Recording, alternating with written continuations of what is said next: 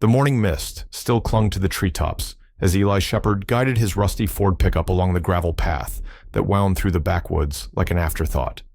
His breath fogged the inside of the windshield, and the heater groaned with more complaint than warmth. On the passenger side, Caleb sat quietly, hands folded in his lap, head tilted slightly as he listened, not with ears, but with instinct. The boy's pale blue eyes, unfocused and distant, scanned the cabin for light he couldn't see. He didn't speak much. He didn't need to.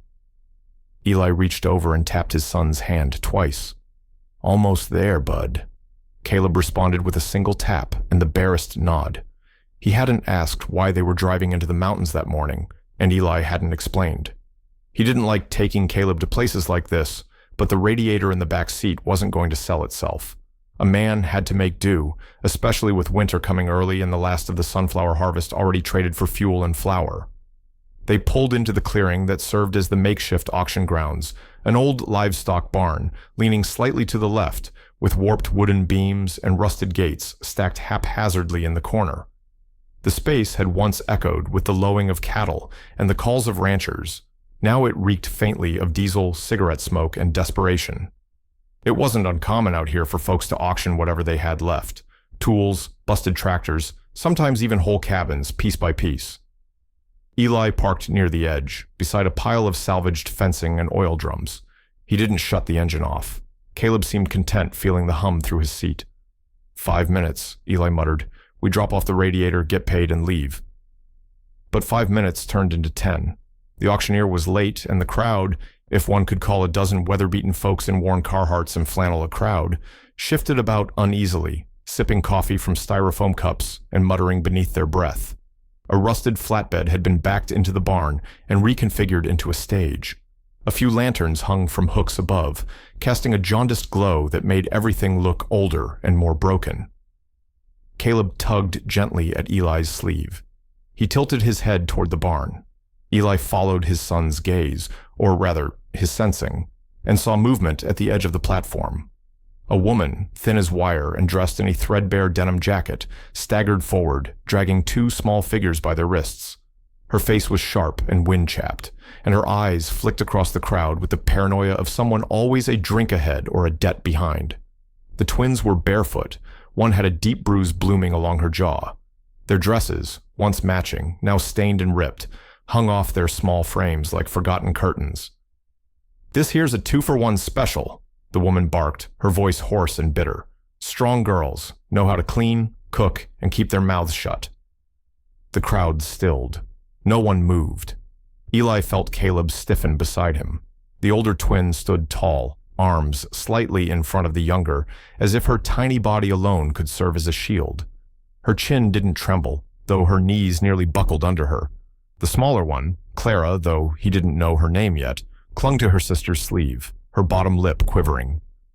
"Starting bid, 200, the woman barked, as if offering up a pair of goats. "Or best offer." No one spoke. A man near the back adjusted his belt, looked at his boots. A woman holding a baby turned away entirely. The silence thickened. "Fine," the woman snapped. 150. Still nothing. "They don't cry," she added with a sneer. "Not anymore." Eli felt something cold settle in his gut, the kind of cold that didn't come from the weather, but from the way the world sometimes allowed monsters to walk around wearing human skin. He hadn't come here to get involved. He was a man who fixed broken tractors and paid his bills in parts and labor. He had a blind son and a drafty roof and a pantry with more rust than labels. He didn't have room for trouble, not the kind that came with courtroom custody papers or haunting backstories. But when the older girl gently folded her arm around her sister's shoulders, when her eyes scanned the crowd and found no mercy, something in Eli snapped. $80, he said before he realized he'd spoken. The words hung in the air like snowflakes that refused to fall. A murmur rippled through the barn. The woman squinted through the lantern light. "What did you say?" Eli cleared his throat. 80, it's all I've got." Someone snorted. Someone else whispered, "He's crazy." "I don't want to buy them," Eli added, louder this time. "I want them safe. I can't offer much, but I'll feed them. Let them sleep inside. That's got to count for something." The stepmother scoffed. $80 won't buy you a goat. let alone 2 mouths to feed. I'm not buying mouths, Eli said, stepping forward, voice steady. I'm offering a home. He reached into his jacket pocket and pulled out a cracked leather wallet. Inside were 3 wrinkled 20s, a 10, and some loose change. He counted them out one by one, the coins clinking louder than they should have. It felt like every eye in the barn was on him. Caleb's hand tightened around his own. And then, from the back of the barn, a woman's voice, calm, smooth, and unmistakably in control, cut through the silence like a piano chord. I'll cover the rest. Everyone turned. At the top of the stairs stood a woman in a long gray coat, her face half shielded by the brim of a hat. She didn't step into the light. She simply handed a thin envelope to the auctioneer, nodded once, and turned to leave. No one stopped her. No one even asked who she was. The stepmother, eyes wide with greed, snatched the money, muttered something under her breath, and stumbled off the platform like she had somewhere better to be. The girls remained frozen in place. Eli approached the stage slowly, careful not to startle them. You girls okay to walk? He asked, gently, unsure what words would land softly enough. The older one nodded once. She didn't speak. I'm Eli, he said. This is my son, Caleb. You're safe now. Understand? They didn't answer, but their bodies moved. Down the steps, still holding hands, still tethered by something deeper than blood. He opened the passenger door and gave Caleb a quick tap on the knee. Scoot over, buddy. The boy moved without question. Eli lifted the girls in, one at a time, wrapping them in the only spare jackets he had behind the seat. He turned the truck toward the road home, tires crunching over gravel, snow beginning to fall in soft, deliberate flurries. From the rearview mirror, he could see them, still silent, still gripping each other like lifelines. What are your names? He asked gently, not expecting an answer. The older girl finally whispered, Maisie. She gestured to her sister. She's Clara. Those are good names, Eli said. You girls hungry? Neither replied, but silence has a way of answering all on its own. As the truck disappeared into the trees, a gust of wind blew through the empty barn. The lanterns swayed, casting warped shadows across the wall. And in the stillness, something invisible shifted, something that felt very much like fate, finally stepping out of hiding. The cabin sat quiet beneath a growing veil of snow, nestled between rows of pine that leaned in close like they were listening. By the time Eli pulled the truck into the gravel drive, the flakes had thickened to a gentle curtain, softening the world and muting the crunch of tires on stone. The headlights swept across the porch, illuminating a chipped rocking chair, a stack of firewood, and a hand-painted sign above the door that simply read, Shepherd's Rest. Eli shut off the engine and looked into the back seat. Maisie's eyes were wide open, but her expression unreadable, part suspicion, part exhaustion. Clara had finally nodded off against her sister's shoulder, fingers still hooked in the fabric of Maisie's sleeve. Eli turned toward Caleb. Let's go slow, okay? Caleb nodded, his fingers tapping twice against his thigh, an unspoken agreement between them. He opened his door and stepped out carefully, his boots crunching the thin layer of snow. Eli rounded the truck and opened the back door. Maisie, he said gently, you ready? Maisie blinked. Then, with a quiet determination, she shifted Clara in her arms and slid toward the edge of the seat. Eli offered to help, but she shook her head. Even now, she wasn't ready to release control, not yet. Inside, the cabin was modest and weathered, but clean. A wood-burning stove in the corner ticked and groaned as it pushed out warmth, and a faint smell of cedar and soap lingered in the air. 2 mismatched couches flanked a small circular rug. The walls were lined with worn bookshelves, most of them holding old farm manuals, Braille volumes, and Caleb's audio storybooks, carefully labeled with rubber bands and stickers. Eli closed the door behind them and brushed the snow from his shoulders. You can leave your shoes here, he said, gesturing to a mat by the door. Maisie hesitated, but Clara stirred and looked up, blinking at the sudden light and warmth. She nudged her sister, and slowly they stepped out of the boots they shared, oversized and cracked at the heels. Their socks were damp. Eli frowned, but didn't comment. Caleb stepped forward, his hands at his sides, calm and still. He offered the girls a small nod, and then gently reached out with his fingers, palm up, his way of saying hello. Clara stared at him, uncertain. Maisie took one small step closer, studying Caleb's face. Her eyes darted to his unfocused gaze, to the way his head tilted slightly toward them. Her lips parted, like she might ask something, but she said nothing. Eli cleared his throat.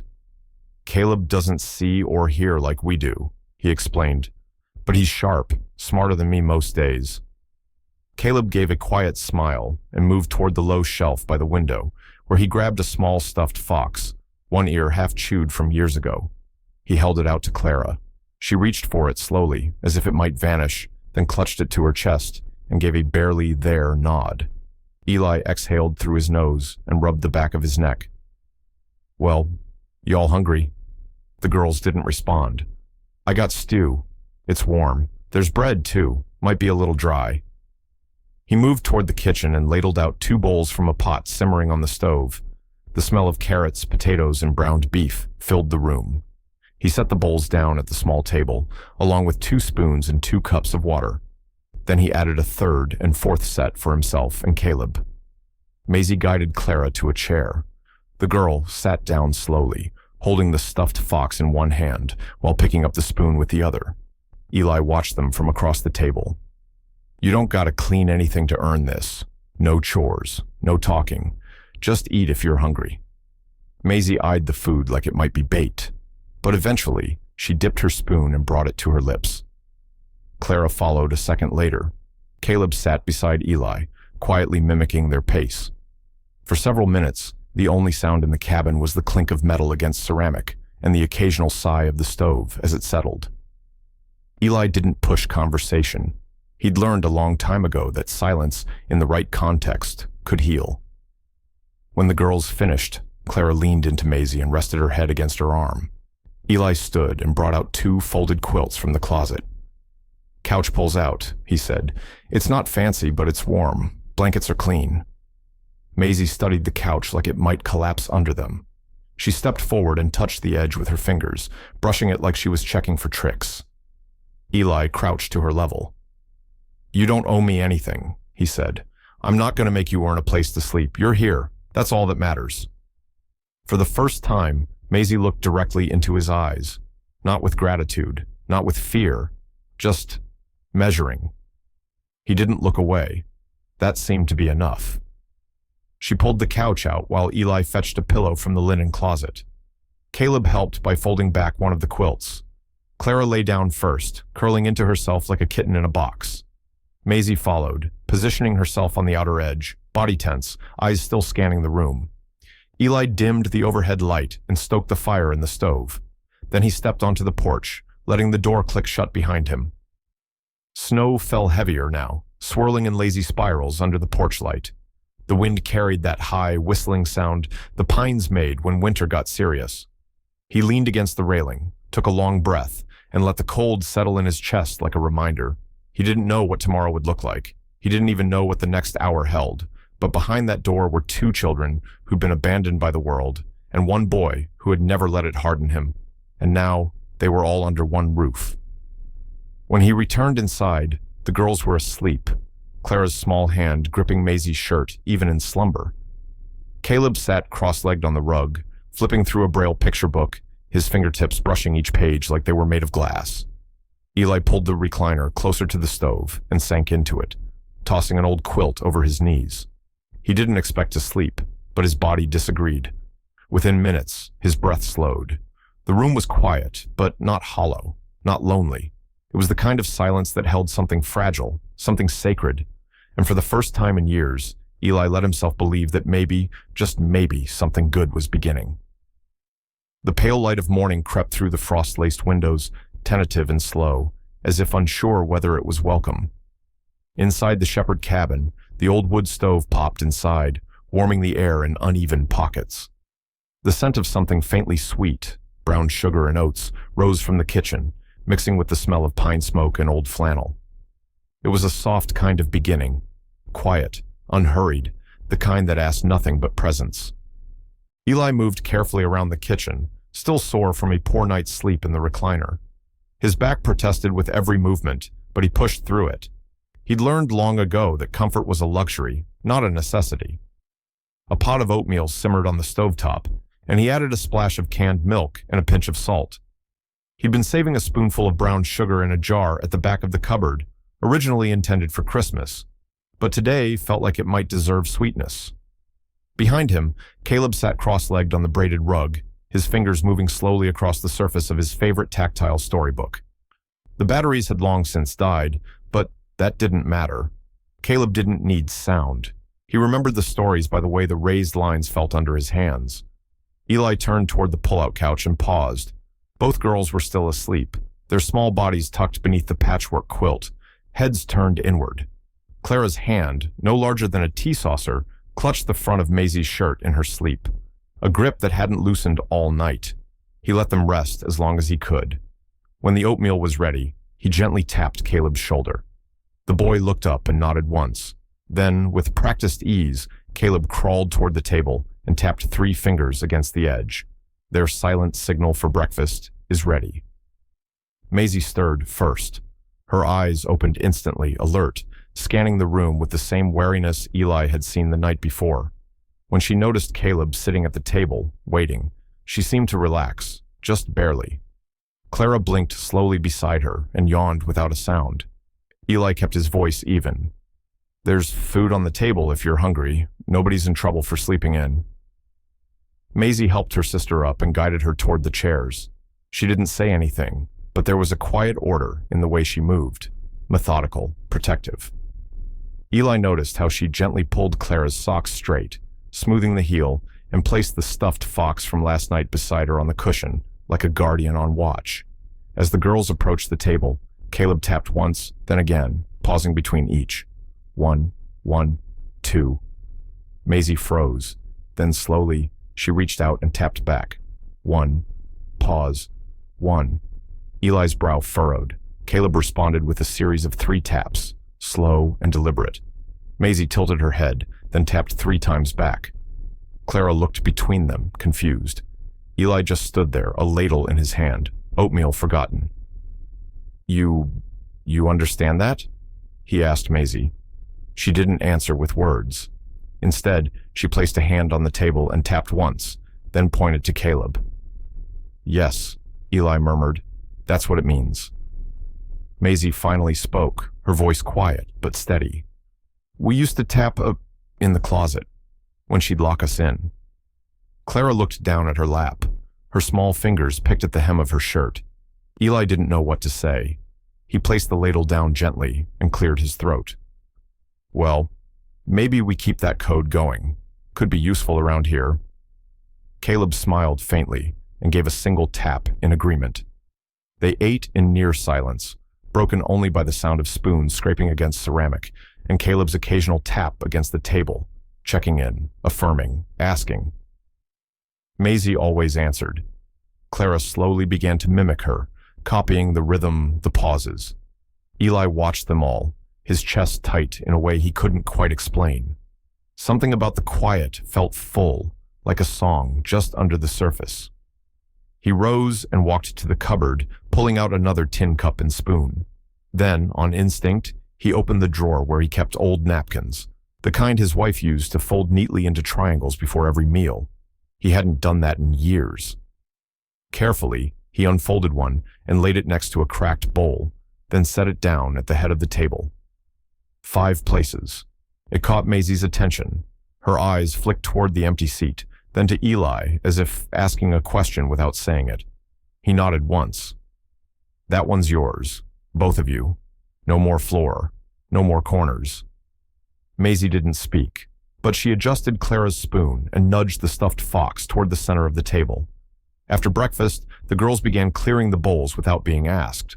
Clara stood on her tiptoes to reach the sink, while Maisie wiped the table down with a damp cloth Eli had left out. Caleb, inspired by the motion around him, tapped twice on Eli's hand and pointed toward the firewood stack near the door. "You want to help?" Eli asked. Caleb nodded. "All right," Eli said. "You carry. I'll stack." The 3 children moved in sync. No one complained. No one dragged their feet. They worked like they had something to prove to the silence that once ruled their lives. Eli watched from the doorway, the cold biting through his flannel. The sun had started to peek through the clouds, melting snow off the tin roof in steady drips. He took a deep breath and exhaled into the air, watching it disappear. Inside, the couch had been folded away again. The quilt had been neatly folded and laid across the backrest. The space felt different now, less temporary, less like a cabin at the edge of survival, and more like a place where things might be allowed to grow again. That afternoon, while Caleb rested in his room with a book on his lap, Eli found Maisie sitting on the porch steps, her knees pulled to her chest, Clara beside her, tracing lines in the snow-dusted wood with a finger. He brought out 2 mugs of lukewarm cocoa, the kind made from powdered packets and hot water, nothing fancy. He handed one to Maisie and placed the other beside Clara. Maisie looked at him warily. "We didn't clean anything." "You don't have to," Eli replied. "This isn't a reward, it's just warm." She held the mug in both hands like it might spill something more important than cocoa. After a moment, she said, "Caleb's different." Eli nodded. "Yeah, but he's more himself than most people I know." Maisie didn't respond, but her posture eased, a fraction. Clara leaned against her sister, and the 3 of them sat there, listening to the wind comb through the trees.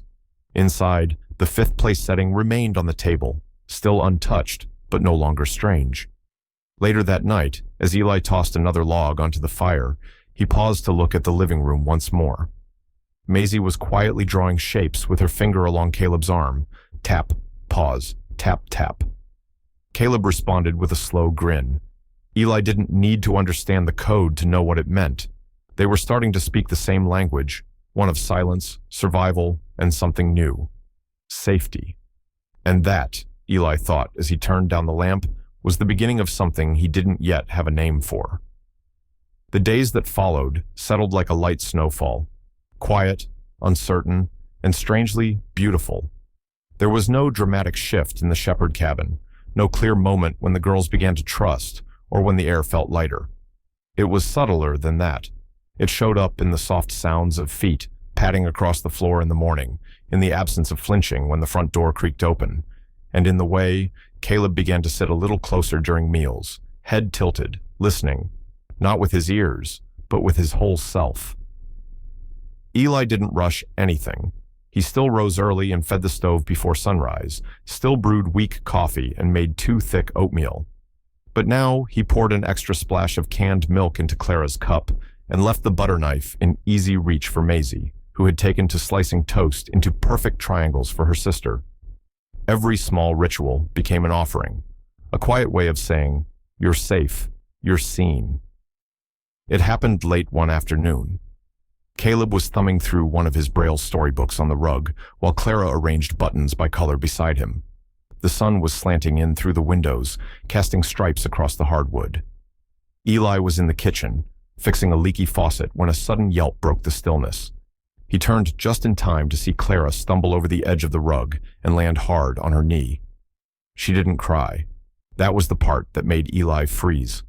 She whimpered, barely audible, then pulled her leg in and held it, her face contorted, not in pain, but in the desperate effort not to make noise, like any sound might cost her something.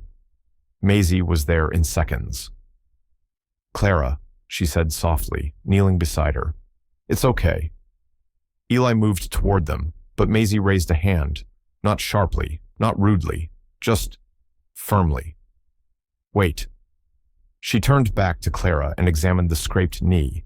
A thin line of blood welled up, not deep, but enough to sting. Without a word, Maisie rose and walked to the bathroom. Eli stood still, unsure whether to follow. She came back with a damp cloth, a nearly empty tube of ointment, and the first aid kit he kept under the sink. She knelt again and gently dabbed at the cut, movements deliberate, calm. Clara winced, but didn't pull away. "You're okay," Maisie whispered. "It's just surface, nothing deep." Eli blinked. He knew that voice, too steady, too practiced. Not the kind you hear from a 6-year-old, the kind you develop watching nurses work on you over and over again, the kind you memorize because no one else is going to remember it for you. Maisie applied the ointment, then rifled through the kit for a small bandage. She peeled it with careful fingers and pressed it into place.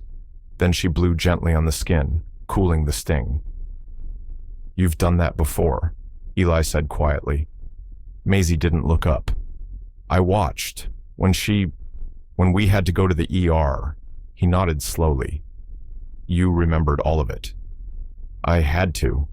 Clara leaned into her sister's side, the tension in her shoulders softening. Eli crouched next to them, resting a hand lightly on Maisie's back. "You did good," he said. "Really good." Maisie didn't respond, but she let his hand stay. Later that evening, after supper, the kids settled into a quiet rhythm. Caleb showed the girls how he marked his books with rubber bands so he could find where he left off. Maisie listened intently, asking questions about the little bumps and how they worked. Clara ran her fingers over one of the books, giggling when Caleb helped guide her hand across the raised dots. "You don't even need your eyes," she said. "You've got your fingers." Caleb tapped twice, his way of saying yes. The fireplace crackled softly, throwing golden light against the cabin walls. Eli leaned against the doorframe, arms crossed, watching them with a heaviness in his chest he couldn't name. Not grief, not joy. Something messier, like hope trying to grow back through scar tissue.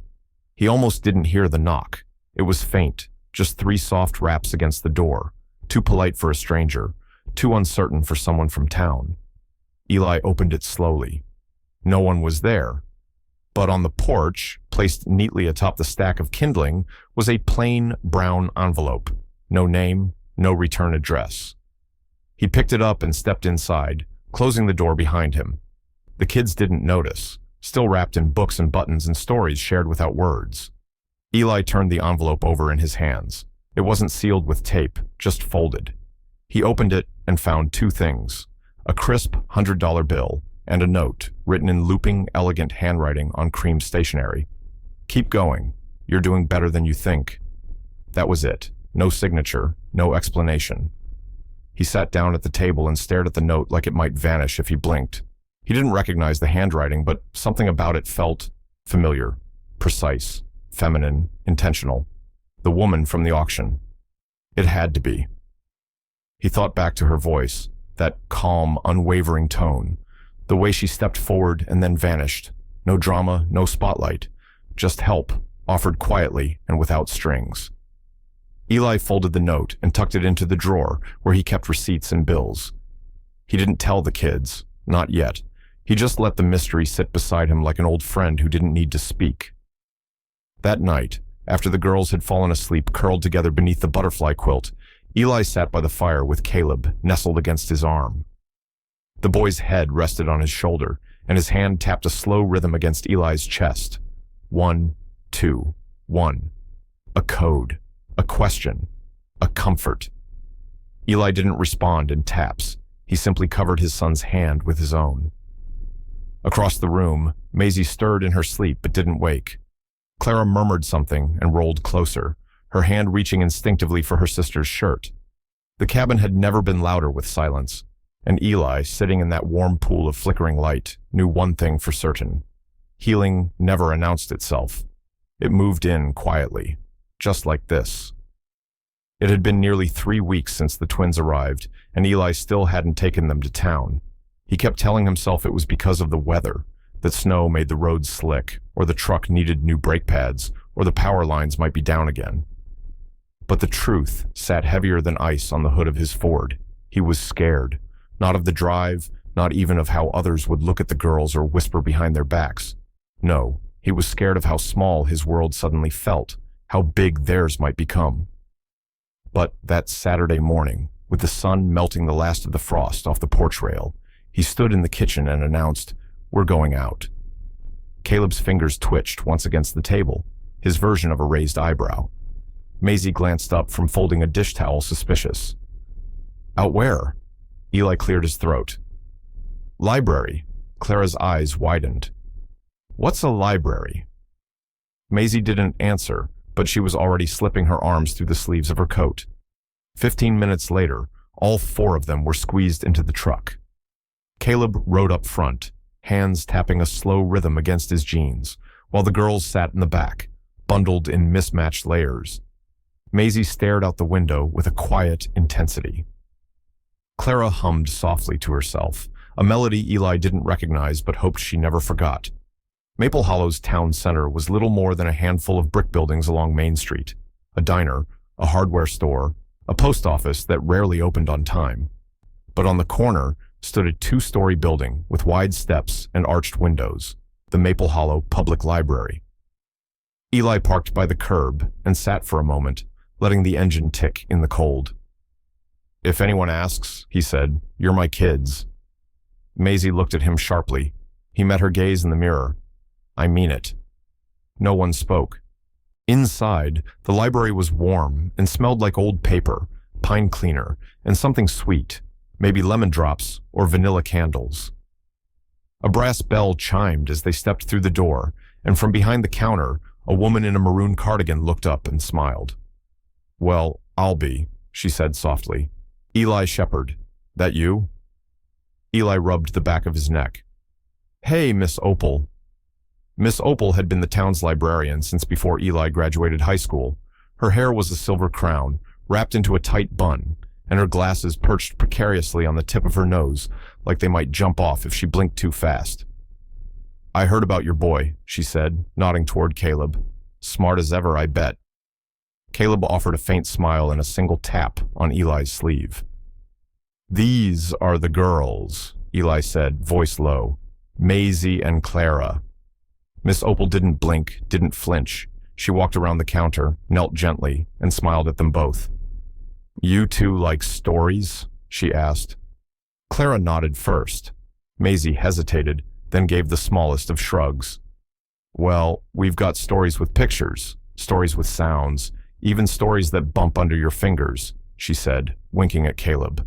"Come on, I'll show you." Clara followed eagerly, her boots squeaking against the polished floor.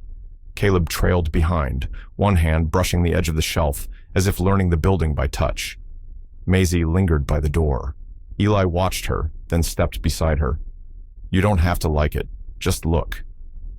Maisie's eyes moved slowly across the room, over rows of books, bright rugs, cozy reading nooks with beanbags and armchairs worn down by generations of elbows. She didn't say anything, but her feet began to move. Clara disappeared into the audiobook section with Miss Opal, who handed her a pair of clunky headphones and an old CD player. "You press this one to start," she instructed gently, "and this one if you need a break." Clara slipped the headphones on and hit play. A voice poured into her ears, slow, warm, telling a story about a dog who wanted to fly. Her lips parted in amazement. Meanwhile, Caleb had found the Braille section and was already tracing the covers like he was greeting old friends. His fingers danced with increasing excitement. Eli hadn't seen him this animated since before the world changed. Maisie wandered. She ran her hand along a row of fiction, past covers with dragons and detectives and girls in fancy dresses. None of them stopped her. But then she turned a corner and found the non-fiction wall. Her eyes landed on a heavy blue volume with a photo of a skeleton on the cover. Understanding the Human Body, an illustrated guide. She pulled it down, staggered slightly under the weight, and dropped cross-legged to the floor. She flipped the pages slowly. A heart, a brain, muscles in motion, a diagram of bones with names she couldn't pronounce but desperately wanted to. Eli approached from behind and crouched beside her. "You like that one?" he asked. Maisie didn't look up. She whispered almost to herself, "I want to know how people work." He didn't reply. There was no instruction manual for parenting a child who had never been allowed to dream. No handbook for guiding someone who had learned to treat every moment like a test. But he knew what that sentence meant. He rose and walked to the front desk. Miss Opal smiled as he approached. "You ready to check out?" she asked. "Just this one," he said, placing the anatomy book on the counter. Miss Opal's smile faded just slightly. "That's not exactly a children's book." "She'll grow into it," Eli said. He paid with the last of his pocket cash, bills worn and soft from folding, coins collected from the dish near the sink. When he turned back, Maisie was still in the same spot, the book open across her knees, her finger tracing the path of a vein. He tapped her shoulder gently. "This one's coming home with us." She looked up sharply. Really? He nodded. For a split second, something passed through her expression. Not joy, exactly, not trust, but the barest flicker of belief that maybe, just maybe, what she wanted mattered. They drove home in quiet satisfaction. Caleb hummed to himself. Clara clutched her headphones like treasure, and in Maisie's lap, the anatomy book rested like something sacred. That night, after dinner, Eli walked past the girls' makeshift bed on the pull-out couch. Clara was asleep already, curled under the butterfly blanket. Maisie sat cross-legged beside her, the heavy book propped open, mouthing the names of bones as her finger moved from clavicle to scapula to femur. Eli didn't say anything. He just turned off the hallway light and let the room glow with firelight and ambition. The storm didn't arrive with warning. It crept in through the mountain gaps like a thief, silent at first, just a hush in the pines, a tightening in the air. Then the wind shifted, and the snow came hard and fast, driving sideways across the ridgeline, burying the trees and the roof of the shepherd cabin beneath layers of white and ice. By dawn, visibility was down to 20 feet. Power flickered once, then twice, and finally went out for good, just after breakfast. Eli stood at the window, one hand braced on the cold glass, watching as snow draped the landscape like a wool blanket, left out in the wind too long. The woodpile was already half buried. The roof, patched last fall but still fragile, groaned against the weight. He grabbed his coat from the hook and began lacing up his boots. Maisie looked up from the couch, where Clara was buried under two quilts, half listening, as Caleb traced words onto her palm. "You're going out?" she asked. "Just to check the roof line," Eli said. "Make sure the drift doesn't collapse the back porch." "It's bad out there." "I've seen worse." He forced a small smile, but it didn't reach his eyes. Caleb rose without a word and tapped Eli's hand 3 times. "Be careful." "I will," Eli promised. The cold outside sliced like a blade, even through layers of flannel and fleece. Eli climbed the ladder, with a hammer tucked in his belt and a bundle of nails gripped between his teeth. The metal sheet over the mudroom had started to peel back from the wind, flapping like a broken wing. If it tore off completely, the snow would pour into the pantry. He crouched low and hammered one corner back into place, then moved to the next. The wind howled. A gust pushed hard, nearly knocking him sideways. His boot slipped. The edge of the tin roof caught his thigh as he fell, but it was the jagged splinter of wood at the edge of the porch railing that cut deepest, right across his forearm. He landed hard in the snow, cursing under his breath, blood already spreading across the wool of his sleeve. It took him 5 full minutes to get back inside, each step heavier than the last. When he opened the door, the warmth of the cabin hit him like a wave. So did Maisie's voice. "You're bleeding." "I'm fine," he grunted, brushing snow from his shoulders. "You're not fine." He peeled off his coat, revealing the gash along his left forearm. Ugly, but not deep enough for stitches. Clara gasped. Caleb's hand went instinctively to his chest. Eli sat at the table, trying to unwrap the scarf from his wrist with one hand. "It'll stop." But Maisie was already at the sink. She soaked a cloth in warm water, pulled the first aid kit from under the cabinet, and returned with the same quiet determination she'd shown when Clara scraped her knee. "Let me," she said. Eli hesitated, then nodded. She cleaned the wound gently, her fingers steady, her jaw clenched with focus. Eli studied her face as she worked. Too serious for a child her age, too calm for what she must have seen before she got good at this. "Where'd you learn to patch people up?" Maisie didn't look up. "Same place I learned not to scream." His heart sank. She wrapped the wound, not speaking again until the bandage was secure. Then she met his eyes. "You can't do everything yourself." Eli let out a breath. "Someone has to." "Not if someone's helping."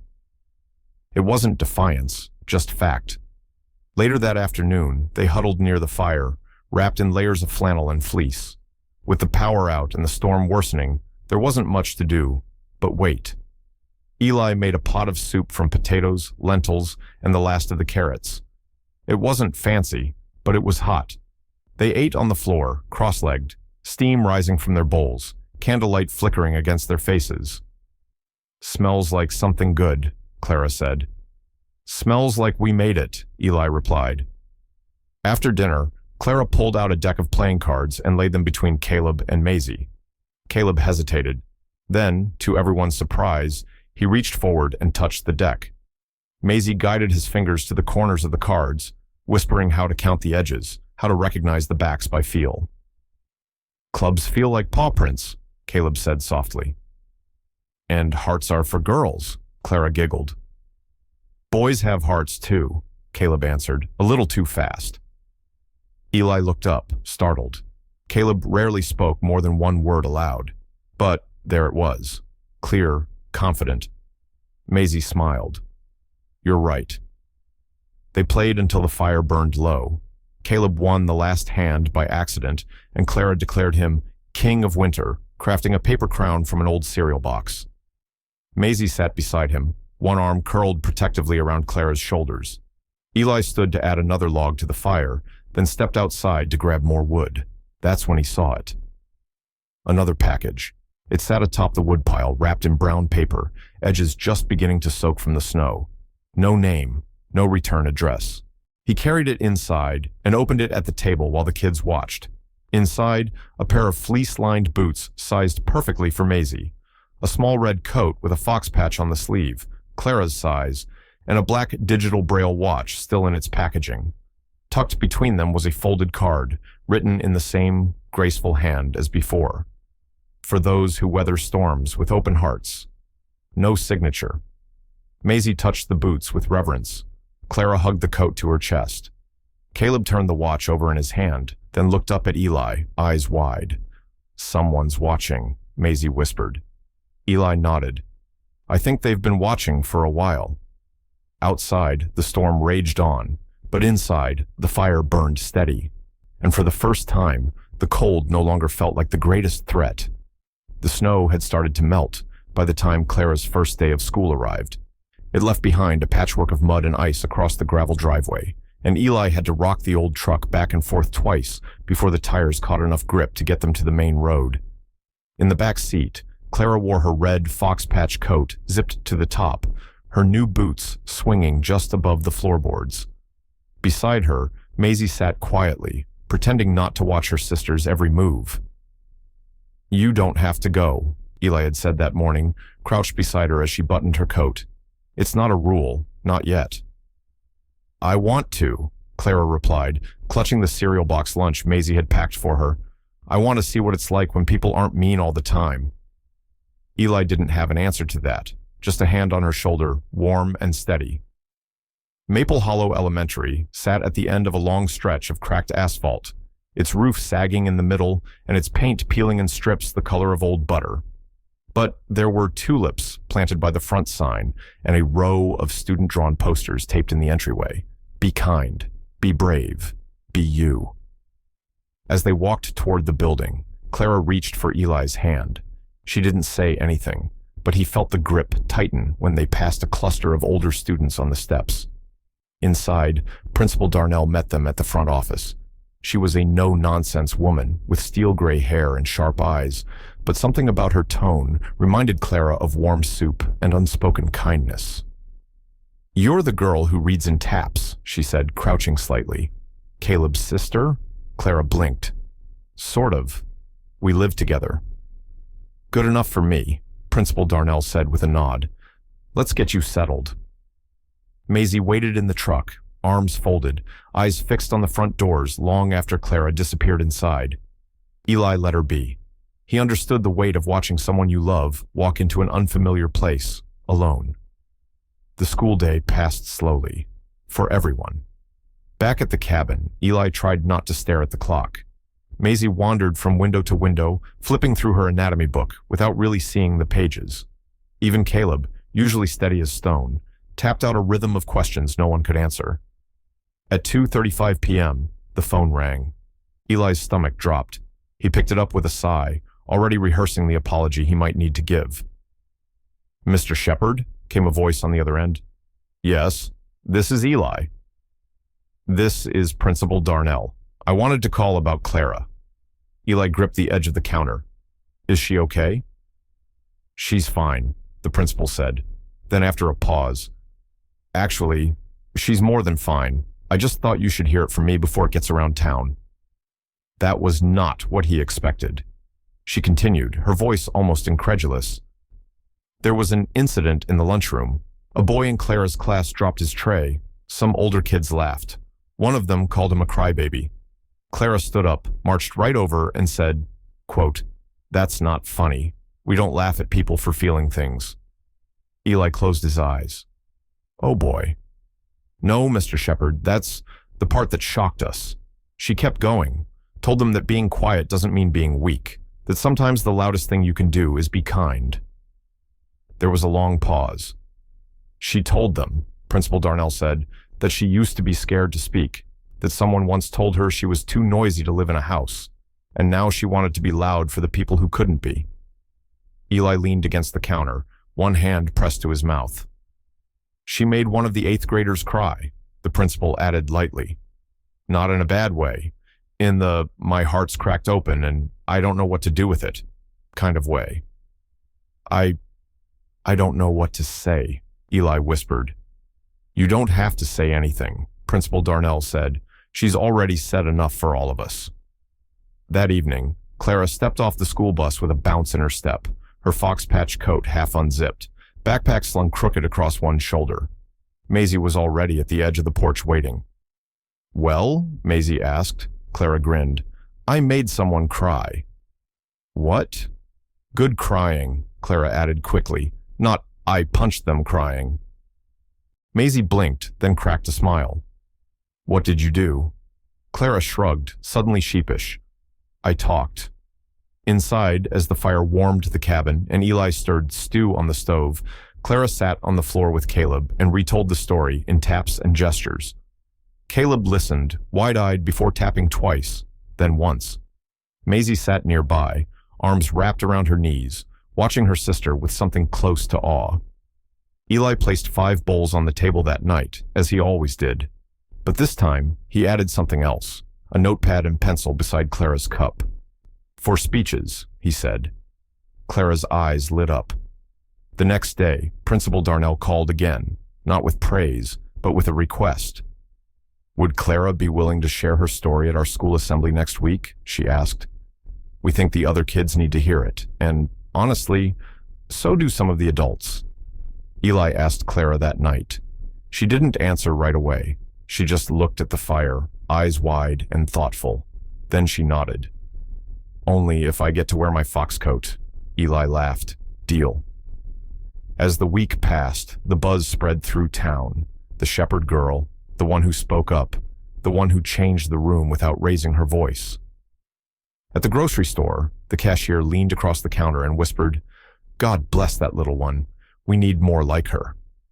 Miss Opal left a new stack of library books on the cabin porch with a note, for the girl who found her voice and used it well. And in the back corner of the Shepherd cabin, a little girl with tangled hair, once too afraid to speak, practiced her lines by candlelight, over and over, until they belonged to her. Clara didn't know what would happen when she stood on stage. She didn't need to. She already knew who she was. And now, so did everyone else.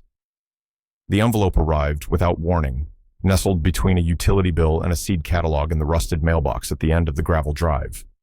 Eli had fetched the mail out of routine, not expecting anything beyond advertisements and late notices.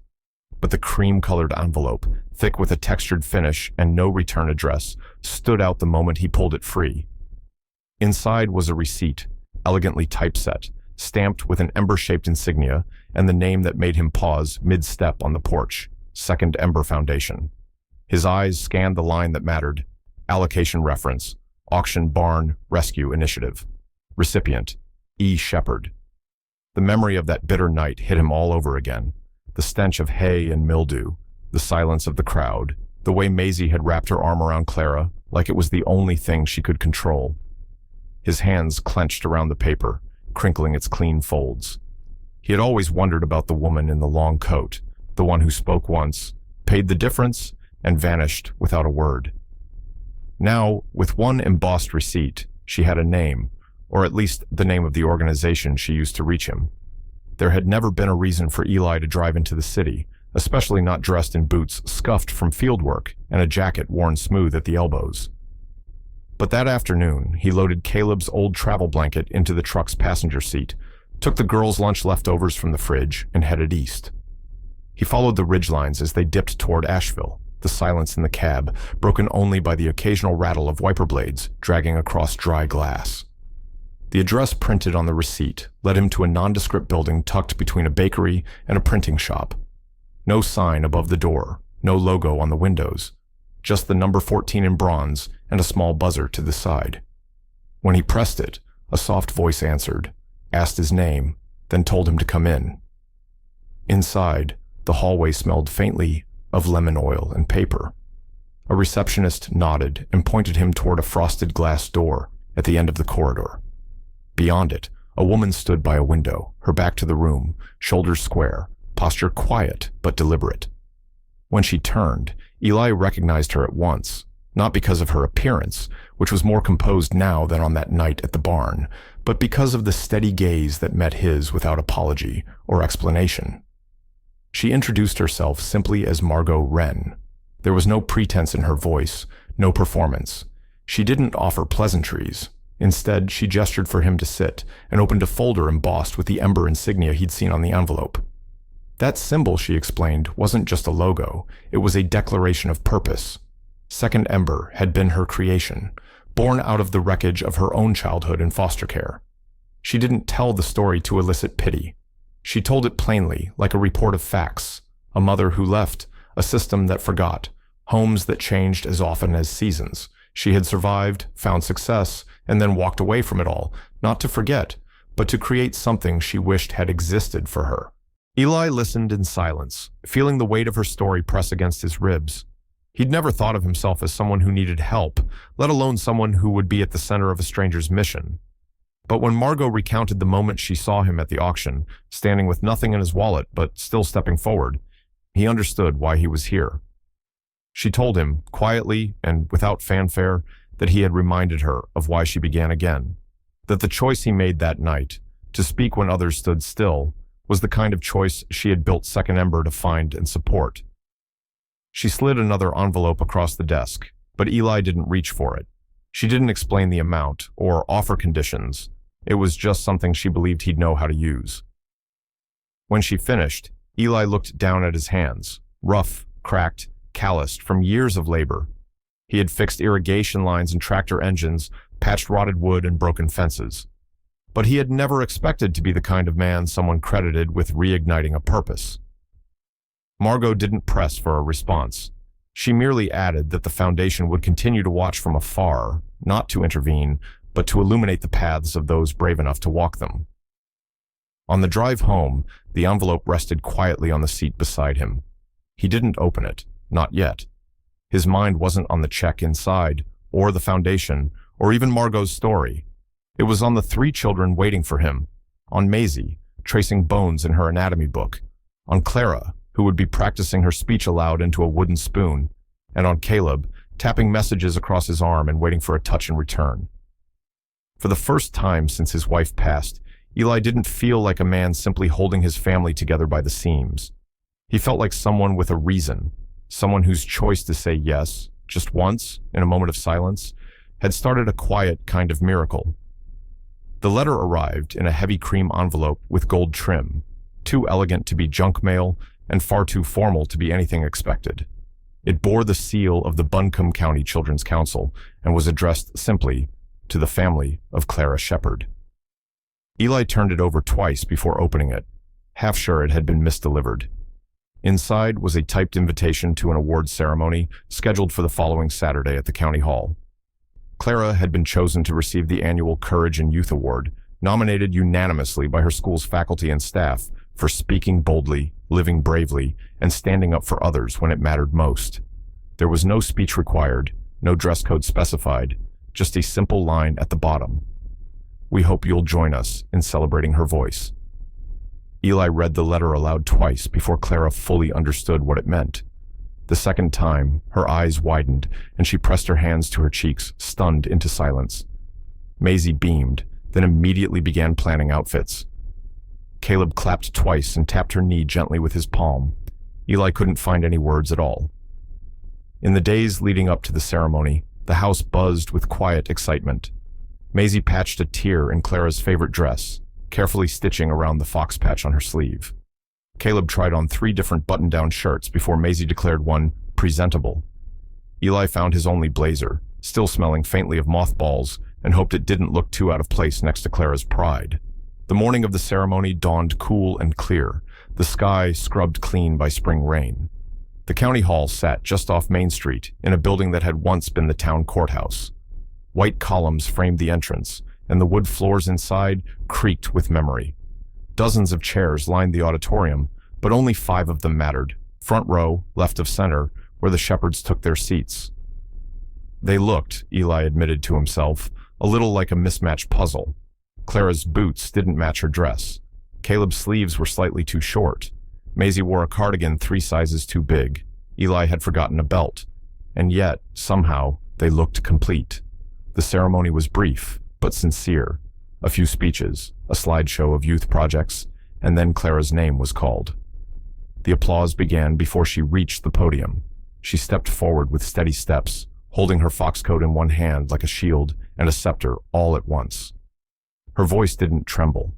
She spoke, not from a script, but from memory, from somewhere older and deeper than her age should allow. She talked about being small in a world that expected silence, about learning that kindness could be loud, about realizing that a voice didn't have to echo to matter, it just had to be used. By the time she finished, the room had stilled. The silence wasn't heavy, it was reverent. Then someone stood. Applause followed, slow at first, then building until the whole auditorium rose to its feet. Eli didn't clap. He couldn't. His hands had come together in front of his mouth, covering the softest sob he'd ever tried to hide. He looked at Clara not as the frightened child he had lifted from a barn auction, but as someone transformed, someone fierce, clear-eyed, and utterly unafraid. Behind them, near the back wall, a figure stood quietly. Margot Wren. She wore a soft green coat and a scarf tied at her neck, and though she didn't draw attention to herself, Eli felt her presence the way you feel warmth from a fire. She didn't approach, didn't need to. This wasn't her moment, but she had helped make it possible. After the ceremony, people began to gather. Teachers, parents, even a local councilwoman, shaking Eli's hand, congratulating Clara, asking questions about the family. It was strange at first, being noticed not for tragedy, but for triumph.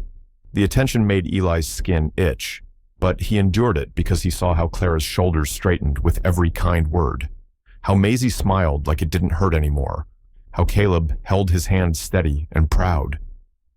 By the time they stepped out into the sunlight, something had shifted, not just in them, but around them. The town that once whispered had started to speak, and the story they were telling wasn't about pity, but about power, about what love looked like when it showed up in overwashed jackets and borrowed shoes. That evening, back at the cabin, Clara set the award on the mantel next to Caleb's braille books and Maisie's folded anatomy diagrams. It didn't need a spotlight. It belonged there, in the heart of a home, built from second chances and stitched together by choice. Later, as the fire burned low and the house quieted, Eli stepped onto the porch. Margot's business card, now worn at the edges, sat in his coat pocket. He didn't call, didn't need to. Instead, he looked up at the stars and whispered a quiet thank you. To her, to the ember she'd sparked, to the little girl who had dared to speak. And in that stillness, he understood something for the first time. He hadn't rescued them. They had rescued each other. It happened on a Wednesday morning, quiet as any other. The air outside was soft with early spring, dew still clinging to the window glass, the sun barely rising over the pines. Eli was repairing a loose cabinet hinge in the kitchen when he heard the knock on the door. 3 light taps, deliberate, familiar. Margot stood on the porch, wearing a tan coat and carrying a slim manila envelope pressed close to her chest. She didn't speak right away. Instead, she simply held the envelope out with both hands, her eyes warm but serious. "It's done," she said. Eli took it, not opening it at first, just feeling the weight of it in his palm. When he finally did tear the flap, it was with hands that trembled slightly, as if bracing for something too big to name. Inside were 2 sheets of legal paper and a cover letter from the Buncombe County Department of Child Services. Full and permanent custody granted to Mr. Eli Shepherd of Maple Hollow, North Carolina, regarding minors Maisie Wynn and Clara Wynn. No further oversight or conditions required. That was it. Just words, a form, black ink on white. But Eli felt something unfasten in his chest. He looked up at Margot, who gave him the smallest smile, proud and maybe a little wistful. "They're yours, Eli, not just in heart, on paper too. No more visits, no more signatures, no more waiting for someone to question what you already knew." He nodded, too overcome to speak. The girls were outside when he stepped onto the porch, Maisie helping Caleb reknot a jump rope they'd made from old clothesline, Clara halfway up the tree swing with a paper crown on her head. They looked like they belonged to the earth and sky at once. When he called their names, they came running. He knelt in the gravel, holding the envelope open so they could all see. "You're home," he said, "for good." Maisie froze. Clara blinked twice, then reached forward to touch the paper like it might vanish if she looked away. Caleb stepped forward slowly and tapped Eli's hand once, then again. Yes. The celebration was simple, like everything in their lives, made with care, not cost. Maisie baked a cake with too much flour and not enough sugar, but no one complained. Clara arranged dandelions in mason jars for the table. Caleb picked the music, a series of soft-stringed melodies that Eli didn't even know the old radio could find. They roasted vegetables from the last of the winter root cellar and made mashed potatoes so lumpy they had to call them rustic. But it wasn't about the food. It was about the 5th plate set at the table without thought. It was about the family photo Maisie taped to the fridge, everyone squinting in the sun, and Clara's arms wrapped tight around Caleb. It was about permanence. That night, when the stars rose behind the treetops, they built a fire in the backyard. Nothing fancy, just split logs from the woodpile and kindling gathered earlier that week. Margot had stayed for dinner and now stood at the edge of the clearing, passing out small envelopes she'd brought with her. "Letters to your future selves," she said. "Write what you don't want to forget." They sat on overturned crates and stumps, huddled in blankets, each child focused in the flickering firelight. Maisie's brow furrowed as she wrote slowly, lips moving silently with each word. Clara chewed her pencil between lines, muttering to herself. Caleb, with Margot's help, traced letters in bold block form across thick cardstock. When Eli finally sat to write, he hesitated. What could he say that they didn't already know? What promise could he make that he hadn't already lived? He looked around at the circle, at Caleb's steady hands, at Maisie's determined eyes, at Clara's smile so bright it seemed to light the smoke, and the words came. A man doesn't become a father when a judge signs a paper. He becomes one the day he chooses to stay. He folded the note carefully and placed it in the wooden box Maisie had labeled Future Fire, where they'd keep the letters to open one day when life seemed uncertain again. Later, as the flames died down and embers glowed beneath the ashes, Caleb reached out to Eli and handed him his card. On it were 5 shaky but determined words. "This is what safe feels like." Eli pressed the card to his chest and closed his eyes. No award could match it. No ceremony could rival it. That night, as the cabin settled into sleep, as the wood stove crackled and the floorboards creaked beneath bare feet, Eli stood in the doorway of the girls' room. Maisie was curled up with her anatomy book under one arm. Clara had drifted off mid-sentence, a pencil still tucked behind her ear. Down the hall, Caleb's soft tapping echoed from his room in gentle rhythm. Eli stepped out onto the porch, the cool air brushing against his skin, and looked up at the stars. They had made it. Not just through the system, not just through grief or fear or winter. They had made it to something lasting, to a home not built from walls, but from promises kept. Spring in Maple Hollow didn't arrive all at once. It crept in slowly, one bloom at a time, one robin's call after another, until the trees swayed green again, and the fields that had slept under snow began to stir with life. At the Shepherd cabin, everything felt like it was waking up, not just the land, but the people on it. Maisie was the first to stretch towards something new. It started with a flyer posted at the library, Summer Youth Medical Program, local clinic internship. Only a handful of middle schoolers would be accepted, and most had parents with connections, resumes padded with science camps and test scores. Eli hadn't even noticed the flyer when they walked past it, but Maisie stopped cold. Her hand rested on the edge of the bulletin board like it was magnetic. "They won't take me," she said. "I don't even go to school full-time yet." But that night, Eli found her filling out the application by flashlight, pausing every few minutes to look up unfamiliar words, rewriting each answer until her pen ran out of ink. A week later, the letter arrived. "Congratulations, Maisie Shepherd. Welcome to the Maple Ridge Rural Medicine Initiative." Eli found her sitting on the front step with the envelope folded in her lap. She didn't cry, didn't cheer. She just looked up and whispered, "I think this means I'm really going to fix people someday." Clara, never one to be left behind, found her own calling through something less expected: words. Miss Opal had invited her to the library on Wednesday afternoons, at first just to help shelve books and organize crafts for the younger kids. But one afternoon, Clara caught sight of a heated conversation between two high schoolers in the reading corner, something about school uniforms and personal freedom. And by the time Eli came to pick her up, Clara had already pulled up a folding chair and was moderating with surprising authority. "She's a natural," Miss Opal said. "Doesn't just argue, she listens, makes space, and somehow they let her." That turned into a weekly youth debate circle, unofficial at first, then printed in the local paper under a headline Clara hated: "Local Orphan Fights for Student Voices." Still, kids started showing up, and Clara, notebook in hand, took attendance like it was church. Then there was Caleb. At the town's annual community potluck, Principal Darnell invited him to say a few words during the opening.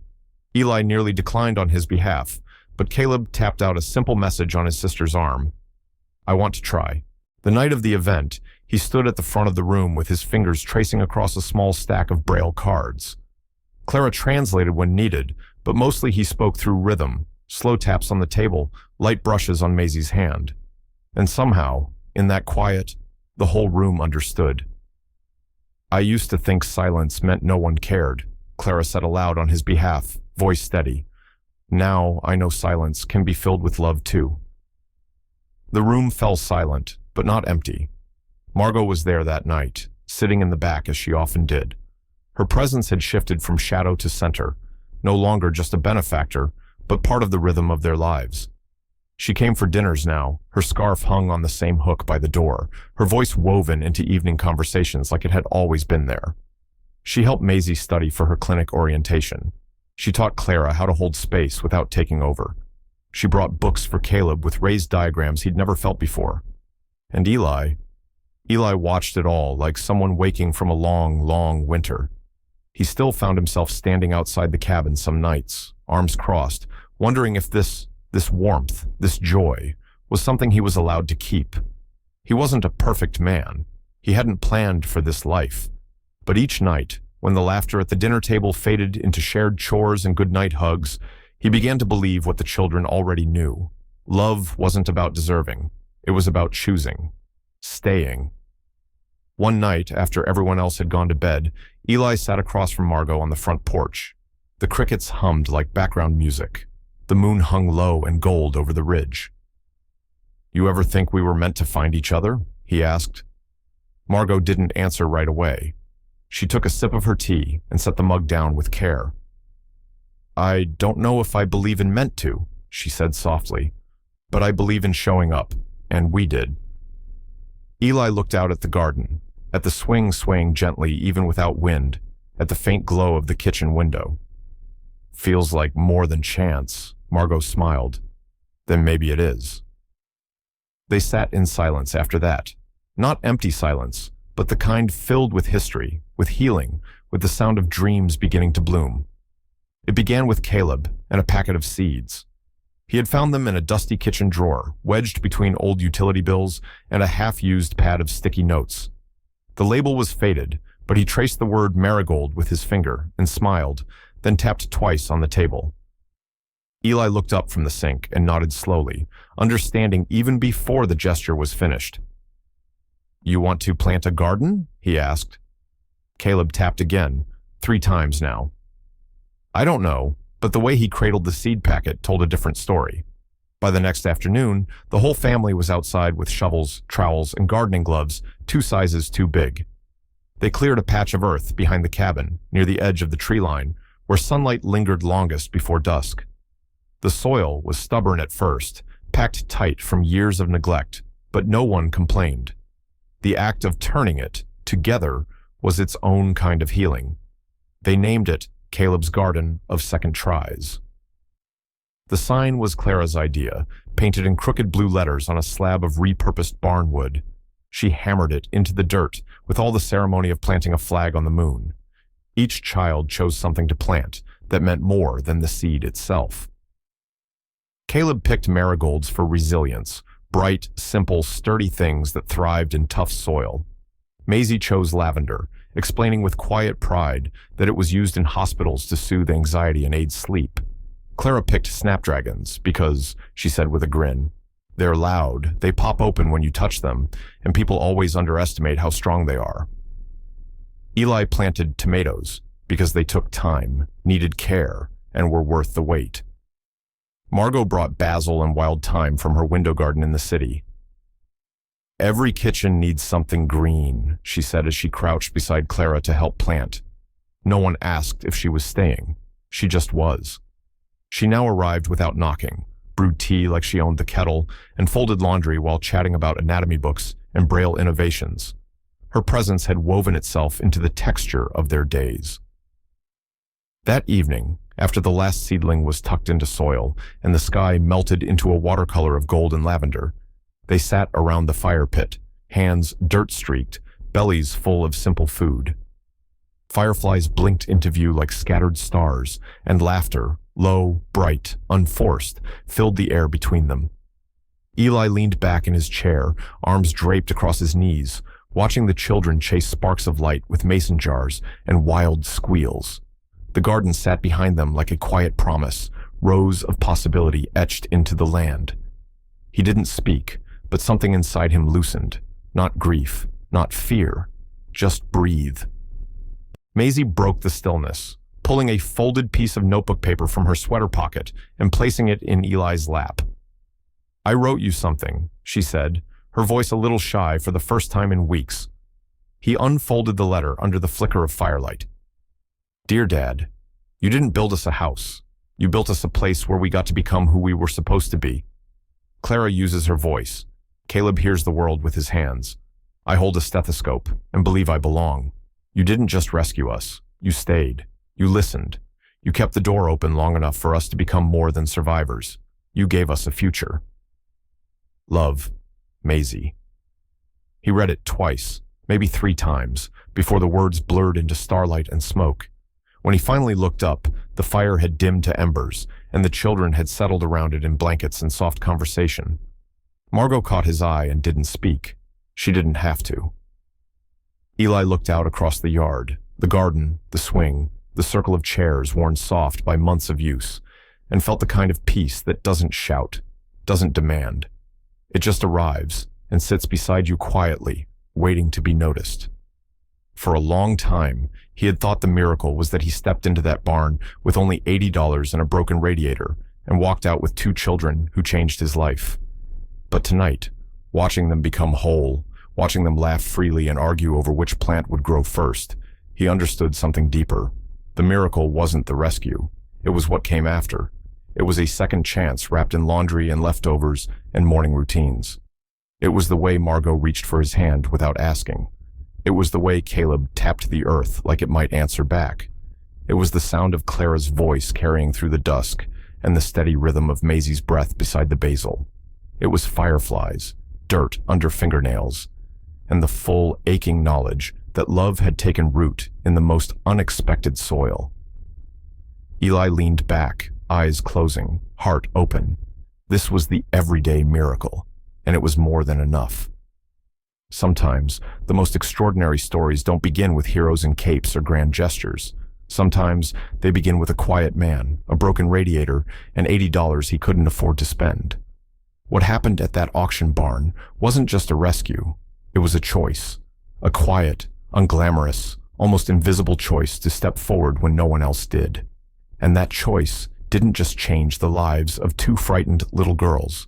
It rippled outward. It reshaped a family. It gave a boy who saw the world through touch a deeper rhythm to hold. It turned silence into safety, scar tissue into strength. It planted roots. In a world that so often rushes past pain, this story reminds us that healing isn't loud, it's slow, it's patient, and it almost always begins in the small spaces. Folding a quilt, sharing a spoonful of stew, tracing your name into soil. This wasn't a story about charity, or pity, or saving someone. This was a story about staying, about choosing to love again, even when the world gave you every reason not to. And maybe that's what we need more of. Stories where love doesn't shout, but shows up anyway. Where the miracle isn't a rescue, it's a warm meal, a safe porch, a letter folded into a tin box marked Future Fire. If this story stirred something in you, if you saw a little of yourself in Eli, or in Maisie's fierce gaze, or in Clara's brave voice, or Caleb's gentle hands, don't let that moment pass. Tell us about it. What did this story mean to you? What moment stuck with you most? Have you ever seen someone quietly change a life, or been changed by someone who simply stayed? We read every comment. We carry your stories forward, just like this one. And if you believe the world needs more stories like this, ones that celebrate kindness, resilience, and quiet, everyday miracles, then please, subscribe to our channel, like this video if it moved you. Share it with someone who needs a reminder that good still exists, because there's more to come, so much more. Stories of broken down trucks and second chances, stories of barns turned into stages, of kids who find their voice, of families built not by blood, but by choice. And maybe, just maybe, the next story we tell will remind someone else that they too are not forgotten, that love might already be on its way, wrapped in a letter, tucked into a coat pocket, or showing up quietly with muddy boots and a cup of cocoa. This is where the world changes, not with noise, but with care. So don't just scroll away. Stay, join us. Be part of the stories yet to be told. We'll see you in the next one. From all of us here, thank you for listening.